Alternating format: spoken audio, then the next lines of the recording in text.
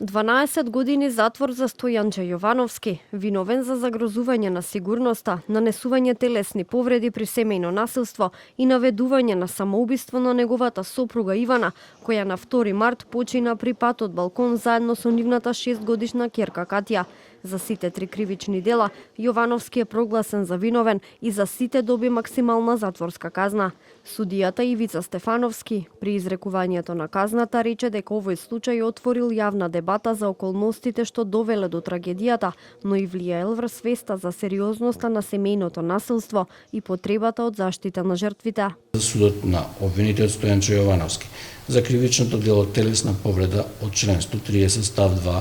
ВВ со став 1 од КЗ му утврдува казна затвор во траење од 5 години, за кривичното дело загрозување на сигурноста од член 144 став 3 ВВ став 2 ВВ став 1 од КЗ му утврдува казна затвор во траење од 3 години и за кривичното дело наведување на самоубиство и помагање во самоубиство од член 128 став 4 од КЗ му утврдува казна затвор во траење од 5 години. Со пример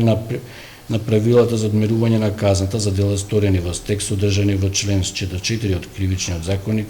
го осудува на единствена казна затвор во траење од 12 години. Обвинителката во овој случај Адела Бојчевиќ по изрекувањето на пресудата рече дека иако судот даде максимална казна за Јовановски, сепак казнената политика во случаи каде семејното насилство резултира со самоубиство треба да е построга и да се подобри. Во однос на кривичното дело наведување на самоубиство, каде што ја имаме најтешката последица загуба на човечки животи,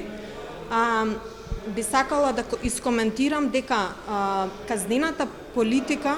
можеби не е во корелација и не соодветствува на толку тешката последица што ја имаме кај вакви случаи. Адвокатката на семејството на Ивана Неда Чаловска пак рече дека во Македонија првпат се изрекува казна за наведување на самоубиство при вршење семејно насилство и со тоа се испратило порака дека семејното насилство нема да се толерира.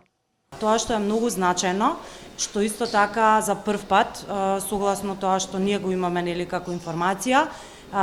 имаме присуда за наведување на самоубиство поради семејно насилство и сметам дека ова е голем чекор кој што во иднина треба да се следи. Според обвинението, насилството врз Ивана почнало уште во 2022 година, кога Ивана на Стојанче му го отстапила својот дел од станот во Тафталиџа. Од тој момент Стојанче почнал и физички и психички да ја малтретира. Ситуацијата ескалирала во 2025 година, кога тој почнал да ја тепа и на јавни места, пред сведоци, но и пред нивната 6-годишна ќерка Катја. Ивана низ текот на годините пријавувала во полиција, но ги повлекувала пријавите поради страв. На трагичниот ден во март годинава, Јовановски на повеќе локации во Скопје пред сведоци ја тепал Ивана и со тоа создал состојба на тешка психоза, вознемиреност, страв и безизлезност, која пак довела до самоубиството.